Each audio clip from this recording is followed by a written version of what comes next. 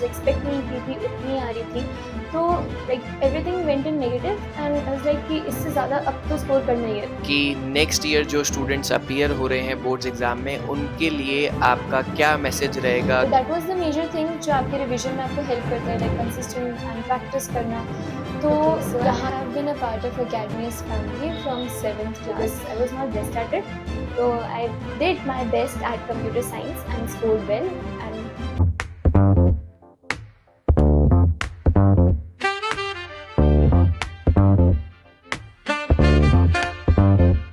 Dedication, discipline, and smart study always leads to success. Today we are with Lavina Herplani, who scores phenomenal 91% NCBSE 2026 boards exams. तो आज हम लोग लवीना से समझने वाले हैं कि थ्रू आउट द ईयर क्या प्लान्स थे, क्या स्ट्रैटेजीज थी। Congratulations Lavina, first of all कैसा फील हो रहा है एक बेंचमार्क जो रहता है 90% का, उसको क्रॉस करने के बाद कैसा माहौल है घर पे, क्या गिफ्ट की डिमांड्स हैं and all? in the first place, I would like to thank you and all my teachers for their proper guidance and support. I'm really glad, मैं बहुत ज़्यादा खुश हूँ। लाइक एक बेंचमार्क क्रॉस कर लिया 90 के अबव का, तो लाइक सब घर में बहुत ज़्यादा खुश हैं। लाइक किसी ने उतना एक्सपेक्ट नहीं किया था and not even me, like बिल्कुल एक्सपेक्ट नहीं किया था। So everyone is really happy today. Okay, great Lavina. तो मेरा नेक्स्ट क्वेश्चन आपसे ये है कि throughout the journey success story क्या रही है और क्या आइस ब्रेकर रहा है आपकी इस जर्नी में? कैसे प्लान्स किए गए, क्या स्ट्रैटेजी थी, कितना आप अपने प्रेशर को मैनेज करके चलते थे जिससे आप 91 स्कोर कर पाए?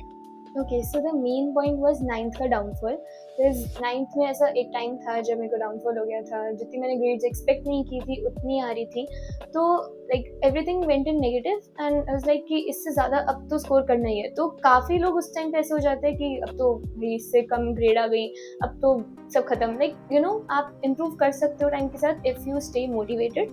तो अब बस मेरा यही मोटिव था कि 10th में इससे ज़्यादा ग्रेड लानी है एंड रिपोर्ट कार्ड में मुझे 90 से अबव ही परसेंटेज देनी चाहिए। तो I stayed motivated because of that. Okay Lavina, next question is कि पूरे ईयर जो बोर्ड्स में बच्चों के रहता है कि which subject you enjoyed the most? I think so maths आपका आंसर होगा। एंड ऐसा कौन सा सब्जेक्ट था जो आपको काफ़ी ज़्यादा चैलेंज किया जिसने? क्या आपकी उसमें आप कैसे उसको प्लान करते थे उस सब्जेक्ट को पढ़ने के लिए, और कैसे आपने पूरा अपना प्लान रखा कि इस सब्जेक्ट में मैं ऐसा स्कोर करूँगी? तो थ्रू आउट दी क्या स्टोरी रही? Okay, so maths was my favourite subject. इतना फेवरेट कि मैंने उसको स्टार्टिंग में एक्सक्लूड कर दिया। लाइक मेरे प्लस पॉइंट्स थे, माय पिलर्स वर कि मेरे literature subjects and my theory subjects. मैं SST, English, Hindi, computer science इनमें ज़्यादा अच्छी थी।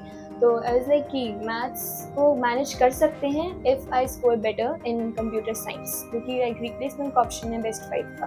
तो ऐसा नहीं था कि आई स्टेड डीमोटिवेटेड कि मैथ्स में अच्छे नहीं आए तो रिजल्ट ख़राब हो जाएगा। मैं मैथ्स में चाहती थी कि अच्छे आए, बट यू नो अच्छे उतने नहीं आ सकते थे because I was not best at it. तो I did my best at computer science and scored well and you know 90% is the result. So हर साल जब बच्चे बोर्ड्स की प्रिपरेशन करते हैं तो अलग अलग रिसोर्सेज को लेके कन्फ्यूजन रहता है कि यूट्यूब हो गया और उसके बाद अलग अलग रिफ्रेशर्स, अलग अलग ऑथर्स की बुक्स अवेलेबल रहती है। तो इतनी सारी नॉइजिंग में आपने कैसे एक स्टडी मटेरियल को सिलेक्ट किया? क्या आपका रिसोर्सेज थे जिससे कि आपने अपने बोर्ड्स एग्जाम क्रैक किए?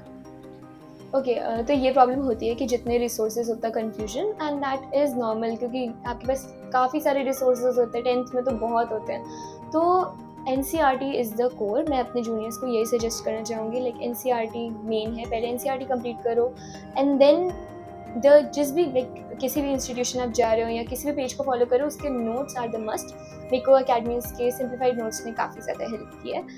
और तो नोट्स आर द बेस्ट चीज़ जो आप NCERTs के बाद फॉलो कर सकते हैं।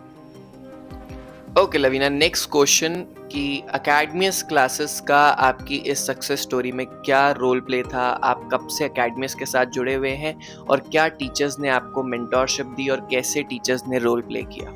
Okay, so I have been a part of academy's family from 7th class. और हम लोगों का डे 1 से यही प्लान था कि like course completion was the first thing and then हम लोग कंटिन्यूस रिविजन एंड हम लोग सैम्पल पेपर्स वगैरह सॉल्व करते थे। तो that was the major thing जो आपके रिविजन में आपको हेल्प करता है, लाइक कंसिस्टेंट एंड प्रैक्टिस करना। तो यहाँ के लाइक आप लेटेस्ट एडिशंस की बुक्स यूज़ कर सकते हैं, उस ईयर की बुक्स यूज़ कर सकते हैं फॉर सैम्पल पेपर सॉल्विंग। और किरण मैम का काफ़ी अच्छा रोल प्ले था फॉर माई लिटरेचर सब्जेक्ट्स, उन्होंने काफ़ी गाइडेंस दी थी। तो that was the major thing, जब आप डाउट्स वगैरह कंप्लीट करते हो, पूछते हो किसी सब्जेक्ट में, तो यहाँ पे उसकी क्लैरिटी काफ़ी ज़्यादा है। Okay Lavina, last question from my side कि नेक्स्ट ईयर जो स्टूडेंट्स अपीयर हो रहे हैं बोर्ड्स एग्जाम में, उनके लिए आपका क्या मैसेज रहेगा? क्या आप उनको मैसेज पहुंचाना चाहेंगे जिससे वो एक बेंचमार्क जो 90 का बेंचमार्क है या फिर कोई अच्छा स्कोर वो क्रैक कर सके इन बोर्ड्स? इन माई ओपिनियन जो बोर्ड्स का प्रेशर होता है बच्चों पे, पहले तो लाइक प्रेशर रिलीज करना होता है उस चीज़ का, क्योंकि सब लोग कह देते हैं ना कि बोर्ड्स बोर्ड्स हैं बोर्ड्स हैं। तो boards it's not a big deal until you know how to tackle with it. तो बोर्ड्स का प्रेशर पहली बार लेने की ज़रूरत नहीं है, बिकॉज काफ़ी रिसोर्सेज होता है, आई नो प्रेशर आ जाता है, पेरेंट्स की एक्सपेक्टेशंस होती हैं, सबकी एक्सपेक्टेशंस होती हैं।